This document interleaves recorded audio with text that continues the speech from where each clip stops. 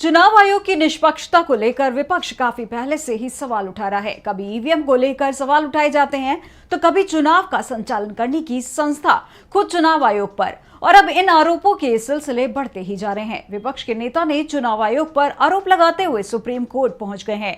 तो आखिर क्यों सवालों के घेरे में है चुनाव आयोग, क्या है विपक्ष की मांग, जानने के लिए देखिए ये रिपोर्ट। विपक्ष लंबे वक्त से मोदी सरकार पर लोकतंत्र को कुचलने के आरोप लगाते आया है। मोदी सरकार पर लगातार केंद्रीय एजेंसियों, संस्थाओं को अपने फायदे के लिए विपक्ष के नेताओं के खिलाफ इस्तेमाल करने के आरोप लगते आए हैं। और अब इसी कड़ी में टीएमसी के वरिष्ठ नेता डेरेक ओब्रायन ने चुनाव आयोग की निष्पक्षता पर सवाल उठाते हुए सुप्रीम कोर्ट का रुख किया है। उन्होंने भाजपा पर आरोप लगाते हुए कहा कि भाजपा लोकतांत्रिक संस्थानों को तबाह करने की कोशिश कर रही है। भाजपा घटिया तरीकों से भारत में चुनाव आयोग जैसे संस्थानों को तबाह कर रही है।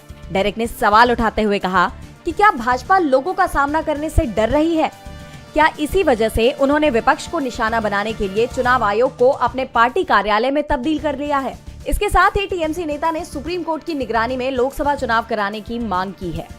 आपको बता दें, इसके पहले चुनाव आयोग में चुनाव आयुक्तों की नियुक्ति पर भी सवाल उठाए गए थे। विपक्ष ईवीएम से चुनाव कराए जाने का विरोध शुरुआत से कर रहा है और चुनाव आयोग से इस संबंध में बातचीत के लिए वक्त भी मांगा गया था, लेकिन चुनाव आयोग ने विपक्ष को वक्त भी नहीं दिया और उल्टे चुनाव की तारीखों के ऐलान के दौरान मामले में विपक्ष पर तंज कसते हुए नजर आया। फिलहाल विपक्ष के नेता की मांग पर सुप्रीम कोर्ट की तरफ से कोई कार्रवाई नहीं की गई है, लेकिन चुनाव आयोग एक बार फिर गंभीर सवालों से घिर गया है।